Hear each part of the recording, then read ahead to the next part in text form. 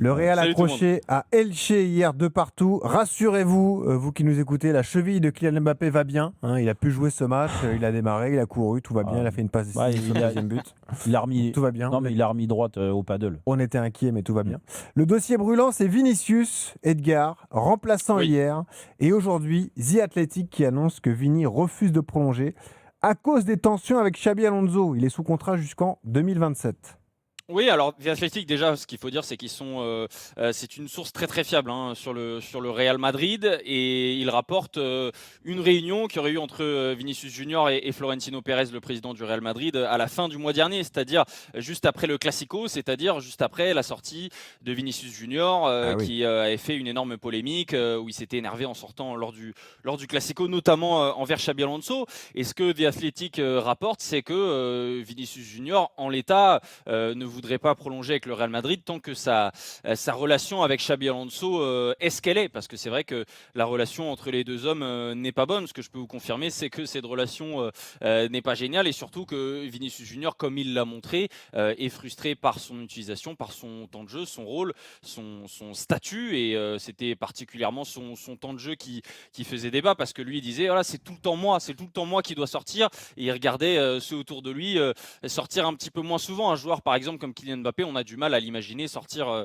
dans un classico comme ça, surtout que Vinicius Junior avait fait un grand match à ce moment-là. Et ce qu'on peut vous dire aussi, c'est que Vinicius Junior, c'est pas le seul qui est frustré dans ce vestiaire, ou qui a une certaine forme de frustration par rapport à son rôle et son utilisation. Il y a d'autres joueurs qui ne sont pas satisfaits de leur temps de jeu ou du poste auquel ils jouent. Et c'est vrai que le souci sur ces dernières semaines, au-delà du jeu au Real Madrid, c'est qu'on a un Xabi Alonso qui est arrivé au Real Madrid en misant toute sa communication sur la méritocratie, sur le fait qu'il n'allait pas faire de cadeaux à un tel et un tel. Et c'est vrai que depuis quelques semaines, on a l'impression que ce discours-là est peut-être soit en train de se perdre, soit en tout cas ne parle pas à tout le monde, et qu'il n'a pas la mainmise parfaite, entre guillemets, sur les états d'âme de tous les joueurs.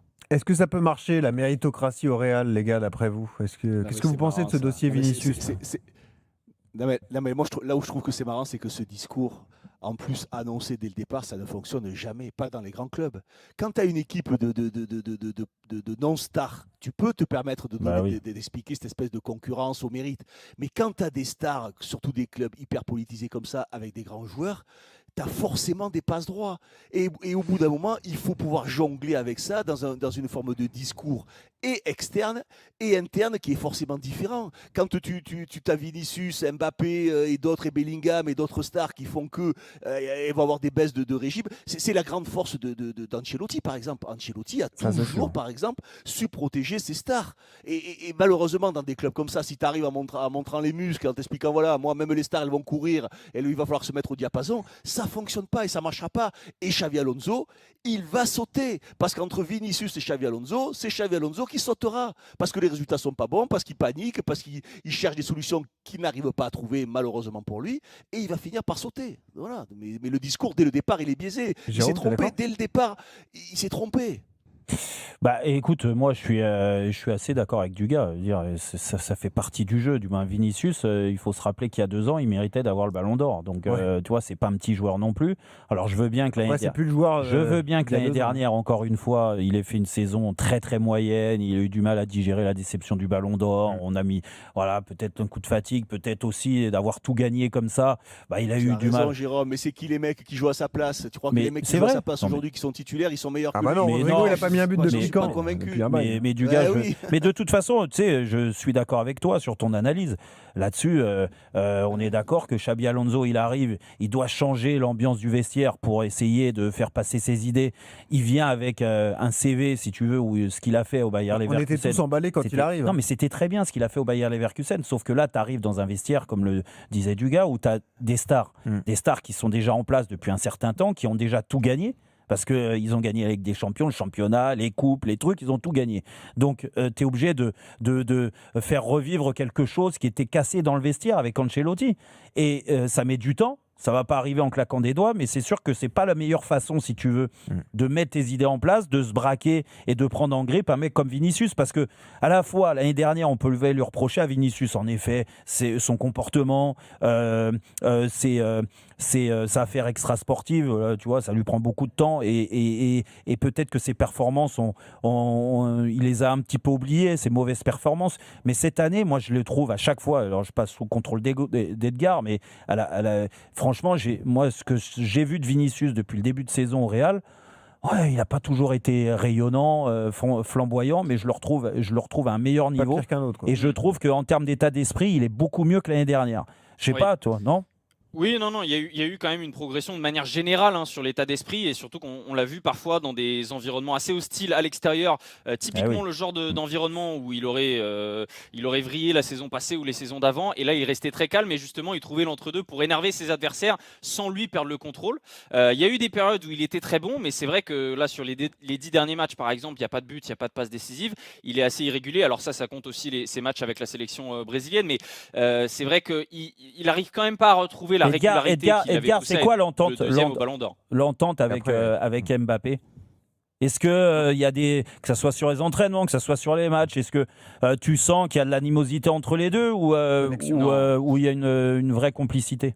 Non, il y a une complicité entre les deux, on le voit à l'entraînement. Maintenant, ce qui manque, au-delà de la bonne entente entre les deux, des sourires et des blagues, encore à l'entraînement, Mbappé le chambrait l'autre jour, mais ce qui manque encore, c'est la connexion entre les deux qui, mine de rien, est assez décevante, parce qu'on s'imaginait tous quand ils allaient signer, quand Mbappé a signé au Real, qu'ils allaient faire mieux ensemble, et surtout que Vinicius avait été un franc partisan de la venue de Kylian Mbappé. Il lui a envoyé des SMS, des textos pour qu'il vienne au Real Madrid. Un entraîneur qui va, excuse-moi, mais un entraîneur qui signe au Real Madrid avec un effectif comme ça. Sa mission, c'est de faire cohabiter ces joueurs-là. Mais c'est pas de choisir entre l'un et l'autre. Ouais. Tu es condamné à les faire cohabiter. Bellingham aussi, et tous les autres. Il faut trouver la solution. C'est à toi de la trouver. Mais pas commencer à dire ah ben non, mais lui je vais pas le faire jouer, lui un peu moins, lui un peu si, lui je vais le sortir à 70. Mais au bout d'un moment, il va exploser ton vestiaire. Qu'est-ce que t'en penses, toi ? Écoute, on a souvent fait le débat sur les qualités qu'ont les entraîneurs qui entraînent ces équipes-là. Les équipes comme le Real, le Barça, le City, Liverpool, puisqu'il y avait Klopp à l'époque. Et souvent, les coachs qu'on connaît, qui entraînent en Ligue 1, nous disent mais c'est pas le même métier. Quand tu entraînes le PSG, c'est pas le même métier que d'entraîner une autre équipe. Ouais. Parce que tu as aussi une gestion du vestiaire, d'abord parce que tu as beaucoup de stars, et tu as aussi beaucoup de valeur dans ce vestiaire. Donc tu n'es pas qu'un entraîneur. Et c'est pour ça d'ailleurs que y a des entraîneurs de très haut niveau et qu'il y a peut-être même des entraîneurs qui ont été de très haut niveau et qui ont eu du mal ou qui à un moment donné sont dépassés. Exemple Mourinho par exemple. Je ne sais pas si c'est un bon exemple, mais parce que à un moment donné dans des vestiaires, il faut être Dugas parlait d'Ancelotti, qui est le bon exemple parce que on a souvent vanté sa manière de gérer son vestiaire, de gérer les égos et de gérer les stars. Ancelotti, au niveau du jeu, il n'a pas révolutionné le jeu de football, quoi. C'est pas Guardiola, c'est même pas Klopp, tu vois. Ouais. Par contre, c'est un coach qui avait cette force dans un vestiaire et qui justement faisait attention à l'ego et la valeur aussi, puisque quand un garçon vaut très cher comme au Real Madrid, tu peux pas te permettre de faire n'importe quoi, parce que tu fais perdre beaucoup d'argent à ton club. Voilà, donc c'est un autre métier. Et Xabi Alonso, il est en train d'apprendre un autre métier. Et c'est pas sûr qu'il ait les qualités pour cet autre métier, attention. On le verra à l'usage.